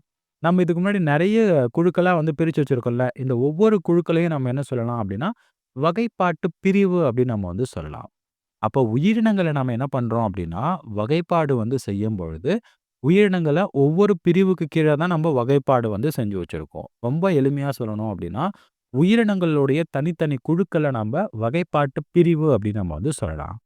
சரி, மொத்தம் எத்தன வகைப்பாட்டு பிரிவுகள் வந்து இருக்கு? எந்தெந்த வகைப்பாட்டு பிரிவுகள் எதுக்கு அடுத்து வந்து வரும்? இதெல்லாம் நம்ம தெளிவா வந்து தெரிஞ்சுக்கணும். அதெல்லாம் என்ன அப்படின்றத இப்ப பார்க்கலாம். வகைப்பாடு என்பது ஒரு படிநிலை செயல்முறை அல்ல. வகைப்பாடு அப்படின்றது ஒரு படிநிலை கிடையாது. அப்படியே எடுத்த உடனே நம்ம ஒரு குழுவுல சேர்த்துட்டு போறதெல்லாம் கிடையாது.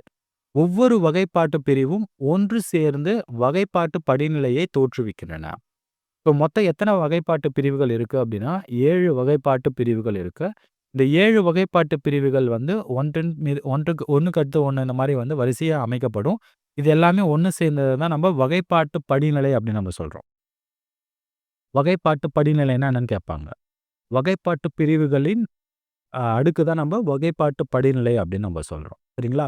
ஒவ்வொரு படிநிலையும் அவற்றின் தரத்திற்கு ஏற்ப வரிசைப்படுத்தப்படுகின்றன.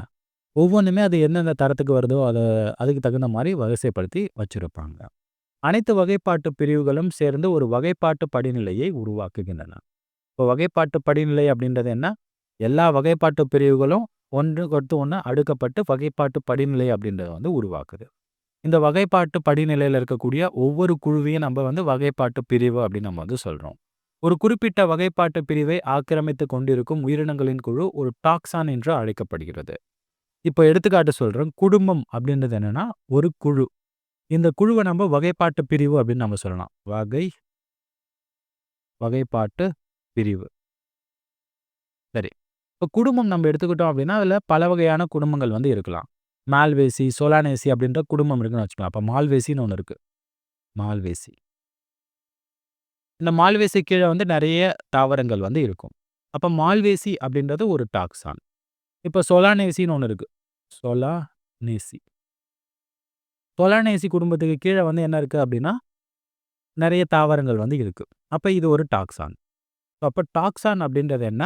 ஒரு வகைப்பாட்டு பிரிவுல இருக்கக்கூடிய உயிரினங்களுடைய தனித்தனி குழுக்கள நம்ப ஒரு டாக்ஸான் அப்படின்னு சொல்லலாம். சரிங்களா? இப்ப நெறைய டாக்ஸான் இருக்கு. டாக்ஸான்.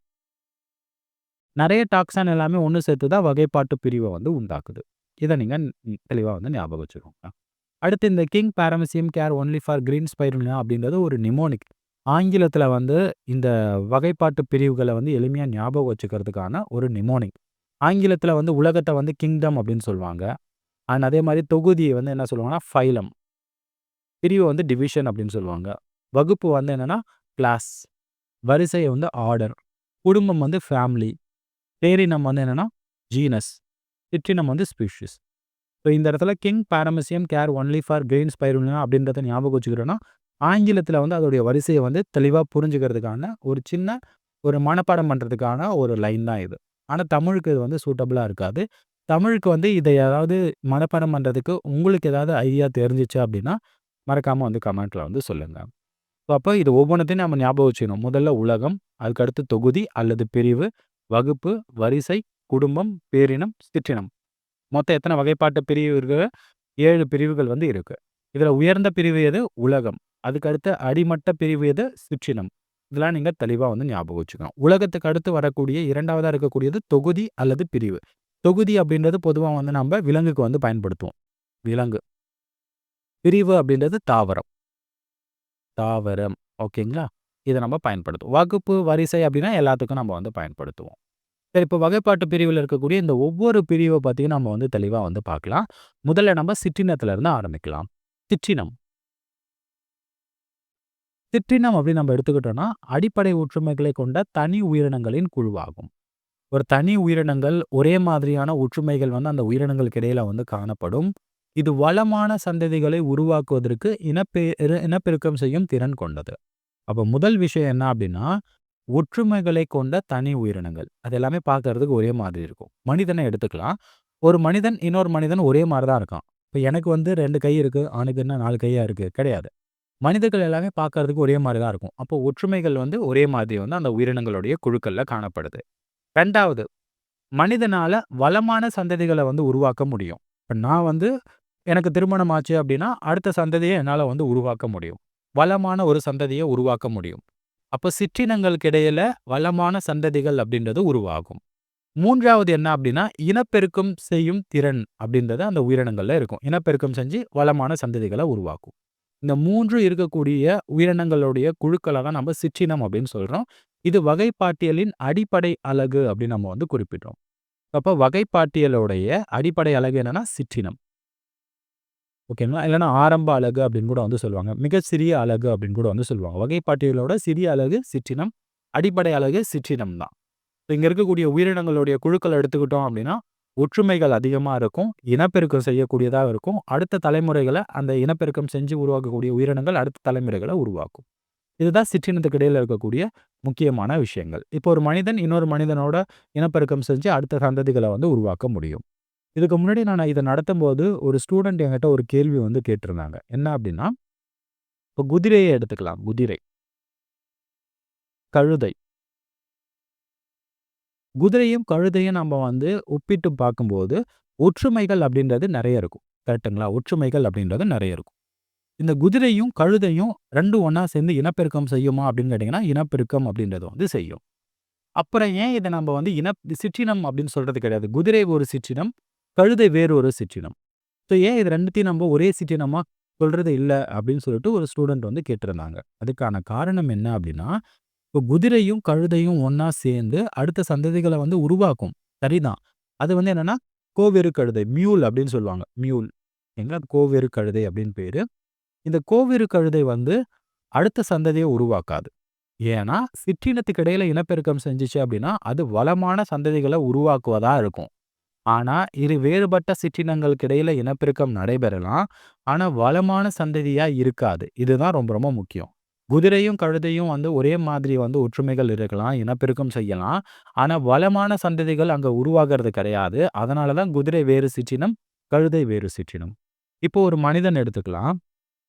இந்த மனிதன் இந்தியாவுல இருக்கான். இப்ப இன்னொரு மனிதன் அமெரிக்காவுல இருக்கான்னு வச்சுக்கோங்களேன். இப்ப இந்தியாவுல இருக்கக்கூடிய மனிதன் வந்து ஒரு ஃபீமேல் அப்படின்னு வச்சுக்கலாம். அமெரிக்காவுல இருக்கக்கூடியவங்க ஒரு மேல். ஓகேங்களா? ஒரு மேல் அண்ட் ஃபீமேல். ஓகேங்களா? இப்ப இவங்க இடையில வந்து இனப்பெருக்கம் நடந்துச்சு அப்படின்னா, அடுத்த சந்ததி உருவாகுமா? கண்டிப்பா உருவாகும். அந்த உருவாகக்கூடிய குழந்தை அடுத்த சந்ததிய உருவாக்குமான்னு கேட்டா உருவாகும். ஏன்னா, நம்ம எல்லாமே வந்து என்னது ஒரே சிற்றினங்கள். ஒற்றுமைகள் ஒரே மாதிரி இருக்கும். இனப்பெருக்கம் செய்ய முடியும். வளமான சந்ததிகள உருவாக்க முடியும். ஆனா, குதிரை, கழுதை அப்படி கிடையாது. ஒரே மாதிரி இருந்தாலும், இனப்பெருக்கம் செஞ்சாலும், இது ஒரே சிற்றினம் கிடையாது. வேறு வேறு சிற்றினங்கள். ஏன்னா, உருவாகக்கூடிய அந்த சந்ததி அப்படின்றது வளமற்ற சந்ததி. அது வந்து அடுத்த சந்ததிகள உருவாக்காது. இதுதான் வித்தியாசம். அப்ப சிற்றினம் அப்படின்னா, ஒற்றுமைகள் இருக்கும். இனப்பெருக்கம் செய்யும். அடுத்த சந்ததிகள உருவாக்கும். அந்த உருவாகக்கூடிய புதிய குழந்தைகள் அதுக்கு அடுத்த சந்ததிகள உருவாக்க திறன் இருக்கும். இத மட்டும் ஞாபகம் வச்சுக்கோங்க. அதுக்கு அடுத்து நம்ம பார்க்கக்கூடிய பிரிவு என்ன அப்படின்னா, பேரினம். பேரினம் அப்படின்றது 2வது. சிற்றினக்கு அடுத்தபடியா. இது வந்து சிற்றினங்களின் குழுக்கள் ஆகும். ஒரே வகையான சிற்றினங்கள் இல்ல நெருங்கிய சிற்றினங்களுடைய குழுக்கள தான் நம்ம பேரினங்கள் அப்படின்னு சொல்றோம். எடுத்துக்காட்டு பாந்தேரா அப்படின்றது ஒரு பேரினம். இந்த பேரினத்துக்கு கீழ நெருங்கிய சிற்றினங்கள் வந்து வைக்கப்பட்டிருக்கு. எடுத்துக்காட்டு சொல்லணும் அப்படின்னா, சிங்கம், சிறுத்தை இதெல்லாம் நம்ம வந்து எடுத்துக்கலாம். சிங்கம் அப்படின்றது என்னன்னா பாந்தேரா லியோ. சிறுத்தைய நம்ம பாந்தேரா பார்டஸ் அப்படின்னு சொல்லலாம். ஸோ இது எல்லாமே என்ன அப்படின்னா, வெவ்வேறான சிற்றினங்கள். இது எல்லாமே வந்து ஒரே பேரினத்துக்கு கீழ வந்து வைக்கப்பட்டிருக்கு. பாந்தேரா அப்படின்ற பேரினத்துக்கு கீழ வந்து வைக்கப்பட்டிருக்கு.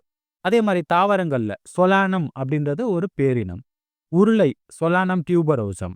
கத்தரிக்காய் சொலானம் மெலாஞ்சினா. இப்போ உருளை அப்படின்றது ஒரு சிற்றினம். கத்தரி அப்படின்றது ஒரு சிற்றினம்.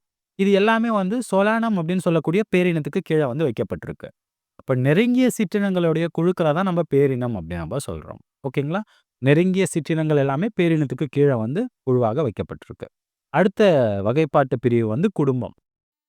இப்போ குடும்பம் அப்படின்னு நம்ம எடுத்துக்கிட்டோம் அப்படின்னா, நெருங்கிய பேரினங்களுடைய குழுக்கள நாம குடும்பம் அப்படின்னு சொல்லலாம். எடுத்துக்காட்டு ஃபெலிடியே. ஃபெலிடியே அப்படின்றது என்னன்னா ஒரு குடும்பம். இந்த குடும்பத்துக்கு கீழ ஃபெலிஸ், பாந்தேரா அப்படின்னு சொல்லக்கூடிய பேரினங்கள் வந்து வைக்கப்பட்டிருக்கு. ஃபெலிஸ் அப்படின்றது பூனைகள்லாம் அந்த பேரினத்துக்கு கீழ தான் வரும். பாந்தேரா அப்படின்ற பேரினத்துக்கு கீழ சிங்கம், புலி, சிறுத்தைலாம் வந்து வரும். அப்ப பாந்தேரா, பெலிஸ் அப்படின்னு சொல்லக்கூடிய பேரினங்கள் எல்லாமே நெருங்கிய பேரினங்கள்.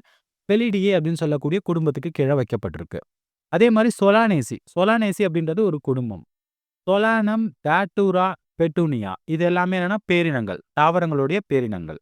பெடூனியா, டாட்டூரா, சொலானம் இது எல்லாமே வந்து வெவ்வேறான பேரினங்கள். இது எல்லாமே சொலானேசி அப்படின்ற குடும்பத்துக்கு கீழ வைக்கப்பட்டிருக்கு. ஏன்னா, இது எல்லாமே நெருங்கிய பேரினங்கள். ஒரு சில பண்புகள் ஒரே மாதிரி இந்த பேரினங்களுக்கு இடையில காணப்படலாம். அதனால சொலானேசி அப்படின்னு சொல்லக்கூடிய குடும்பத்துக்கு கீழ வைக்கப்பட்டிருக்கு. நெருங்கிய பேரினங்களுடைய குழுக்கள தான் நம்ப குடும்பம் அப்படின்னு சொல்றோம். சரி, அடுத்த வகைப்பாட்டு பிரிவு. 4வது வரிசை.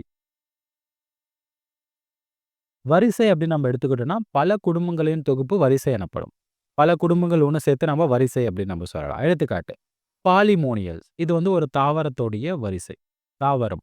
இதுல கன்வால்வுலேசி, சொலானேசி அப்படின்னு சொல்லக்கூடிய குடும்பங்கள் வந்து வைக்கப்பட்டிருக்கு. எதன் அடிப்படையில வந்து வைக்கப்பட்டிருக்காங்கன்னா, மலர் பண்புகள். ஸோ மலர் பண்புகள் அடிப்படையில சொலானேசி, கன்வால்வுலேசி அப்படின்னு சொல்லிட்டு பாலிமோனியல்ஸ் அப்படின்ற வரிசைக்கு கீழ இந்த குடும்பங்கள வந்து வகைப்பாடு செஞ்சிருக்காங்க. கார்னிவோரா அப்படின்றது விலங்குகளுடைய ஒரு வரிசை. ஃபெலிடே அப்படின்றது பூனை குடும்பம். கெனிடியே அப்படின்றது வந்து என்னன்னா நாய் குடும்பம். நாய்கள்லாம் அதுக்கு கீழ தான் வரும். இதோடைய கோரை பற்களுடைய அமைப்ப பயன்படுத்தி அதோடைய அமைப்பு எங்க இருக்கு, எப்படி இருக்கு அப்படின்றத பொறுத்து கார்னிவோரா அப்படின்னு சொல்லக்கூடிய ஒரு வரிசைக்கு கீழ கொண்டு வந்து வச்சிருக்காங்க.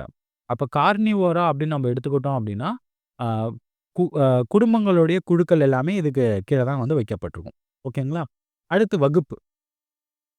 வகுப்பு அப்படின்றது 5வது. வரிசைகளுடைய குழுக்கள நம்ம வகுப்பு அப்படின்னு சொல்லலாம். நெருங்கிய தொடர்புடைய வரிசைகளின் தொகுப்பே அல்லது குழுக்களே வகுப்பு எனப்படும். எடுத்துக்காட்டு பாலூட்டி அப்படின்றது என்னன்னா ஒரு வகுப்பு.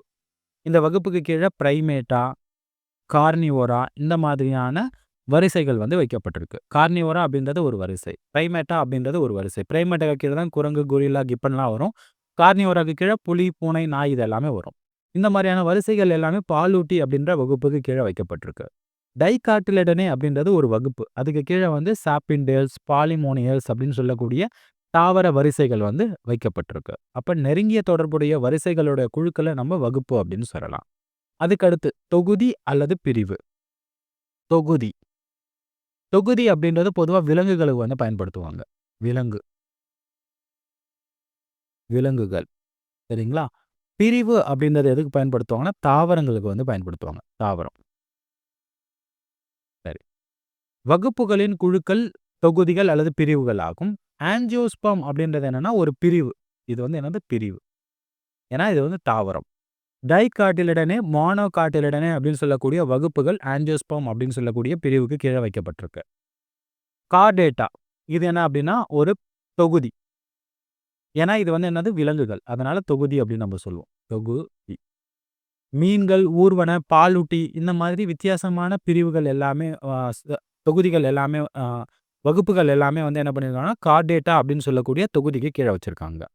அப்போ பல வகுப்புகள் எல்லாமே வந்து தொகுதிகளுக்கு கீழ வந்து வச்சிருக்காங்க. வகுப்புகளின் குழுக்கள தான் நம்ம தொகுதிகள் அப்படின்னு சொல்றோம். சரிங்களா? இது வந்து அதுக்கடுத்து கடைசியா பார்க்கக்கூடிய வகைப்பாட்டு பிரிவு என்னன்னா உலகம். இதுதான் உச்சபட்ச படிநிலை அப்படின்னு சொல்றோம். உலகம் அப்படின்றது தான் உச்சபட்ச படிநிலை. 7வது படிநிலை. எல்லா தொகுதிகளும் ஒன்றிணைக்கப்பட்டு உலகம் படிநிலை வைக்கப்பட்டுள்ளது. தொகுதிகள் எல்லாமே உலகம் படிநிலைக்கு வைக்கப்பட்டிருக்கு. தாவரங்கள்ல பிரிவுகள் எல்லாமே உலகம் படிநிலைக்கு கீழ வைக்கப்பட்டிருக்கு.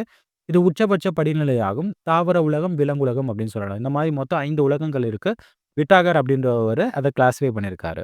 மோனிரா, புரோட்டிஸ்டா, பூஞ்சைகள் மற்றும் தாவரம், விலங்குகள் இந்த மாரி 5 உலகமா அவர் வந்து பிரிச்சிருக்காரு. அப்போ வகைப்பாட்டு பிரிவு அப்படின்னு வரும்போது மொத்தம் 7 பிரிவுகள் இருக்கு. அந்த ஒவ்வொரு பிரிவுகள் என்ன அப்படின்றத நான் உங்களுக்கு சொல்லியிருக்கேன். பிச்சினம் அப்படின்றது என்ன? உயிரினங்களுடைய குழுக்கள். இந்த உயிரினங்களுக்கு இடையில இனப்பெருக்கம் நடைபெறும். உருவாகக்கூடிய சந்ததிகள் இனப்பெருக்கம் வந்து செய்யும். அடுத்து பேரினம் அப்படின்றது என்ன? சிற்றினங்களுடைய குழுக்கள நெருங்கிய சுற்றினங்களுடைய குழுக்கள நம்ம பேரினம் அப்படின்னு சொல்லலாம். குடும்பம் அப்படின்றது என்ன? நெருங்கிய பேரினங்களுடைய குழுக்கள நாம குடும்பம் அப்படின்னு சொல்லலாம். வரிசை அப்படின்றது என்ன? குடும்பங்களுடைய குழுக்கள நம்ம வரிசை அப்படின்னு சொல்லலாம். அடுத்து வகுப்பு அப்படின்றது என்ன? வரிசையோட குழுக்கள நம்ம வகுப்பு அப்படின்னு சொல்லலாம். அடுத்து தொகுதி அப்படின்றது விலங்குகள்ல மட்டும் இருக்கும். பல வகுப்புகளுடைய குழுக்கள தொகுதி அப்படின்னு சொல்லலாம். தாவரங்கள்ல பிரிவுன்னு இருக்கும். வகுப்புகளுடைய குழுக்கள் வந்து பிரிவு. அப்புறம் பிரிவு தொகுதிகளுடைய குழுக்கள உலகம் அப்படின்னு நம்ம வந்து சொல்லலாம். இப்ப விலங்கு உலகம் எடுத்துக்கிட்டோம் அப்படின்னா, மொத்தம் 11 தொகுதிகள் வந்து இருக்கு. தாவர உலகம் எடுத்துக்கிட்டோம் அப்படின்னா, மொத்தம் 5 பிரிவுகள் வந்து இருக்கும். இதெல்லாம் நீங்க ஞாபகம் வச்சுக்கோங்க. அடுத்ததா இந்த டேபுலர் காலம். இப்ப இதுல வந்து என்ன குடுத்துருக்காங்க அப்படின்னா, 4 உயிரினங்கள் குடுத்துருக்காங்க. மனிதன், வீட்டு ஈ, மா, கோதுமை. இந்த உயிரினங்களுடைய அறிவியல் பெயர், பேரினம், குடும்பம், வரிசை, வகுப்பு, தொகுதி பிரிவு என்ன அப்படின்றத குடுத்துருக்காங்க. இதிலிருந்து நேரடியா கேள்விகள் கேட்கறதுக்கான வாய்ப்புகள் இருக்கு. அதனால இந்த டேபுலர் காலம நீங்க ஞாபகம் வச்சுக்கணும்.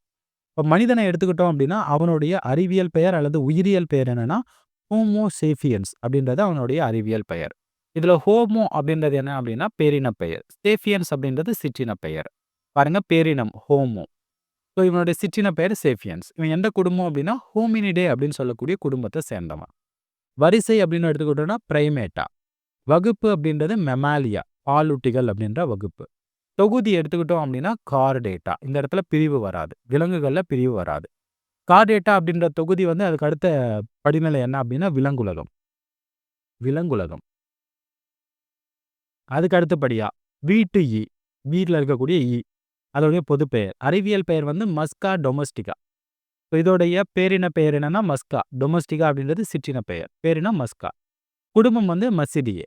இது வந்து ஈயோட குடும்பம். அதுக்கு அடுத்து வரிசை எடுத்துக்கிட்டோம்னா டிப்டிரா. வகுப்பு வந்து இன்செக்டா. அந்த தொகுதி வந்து ஆர்த்ரோபோடா. கணுக்காலிகள் அப்படின்னு சொல்லலாம். இதுவும் வந்து விலங்குலகத்துக்கு கீழ தான் வரும். அதுக்கு அடுத்தபடியா தாவரங்கள் எடுத்துக்கிட்டோம்னா 2 தாவரங்கள் மா மற்றும் கோதுமை அப்படின்னு குடுத்துருக்காங்க. மாமரத்தோட அறிவியல் பெயர் மாஞ்சிஃபெரா இண்டிகா. ஸோ இதோடைய பேரின பெயர் மாஞ்சிஃபெரா. இண்டிகா அப்படின்றது சிற்றின பெயர். பேரினம் மாஞ்சிஃபெரா.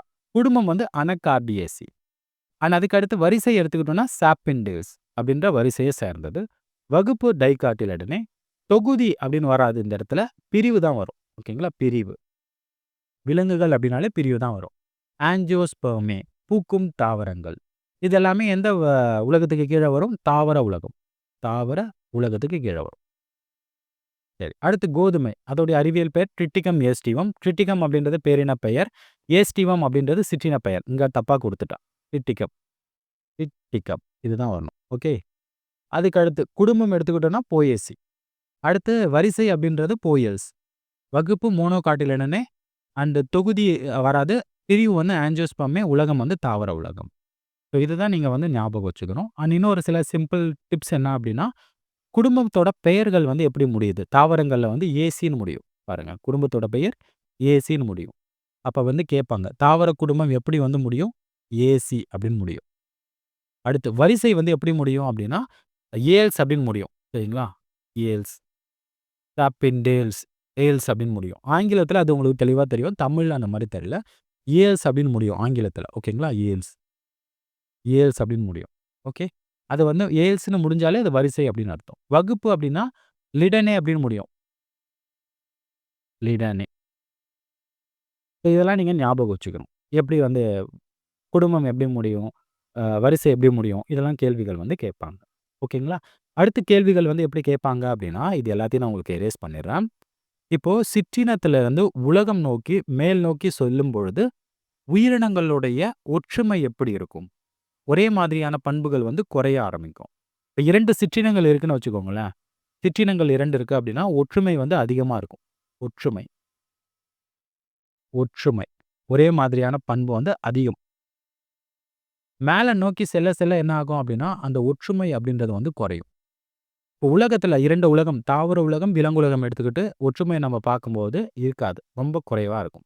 அப்போ ஒற்றுமை அப்படின்றது சிற்றினத்திலிருந்து உலகம் நோக்கி செல்ல செல்ல வந்து ஒற்றுமைகள் அப்படின்றது உயிரினங்களுக்கு இடையில வந்து குறையும். வேற்றுமை பண்புகள் தான் உயிரினங்களுக்கு இடையில வந்து அதிகரிக்கும். இத மட்டும் நீங்க ஞாபகம் வச்சுக்கோங்க.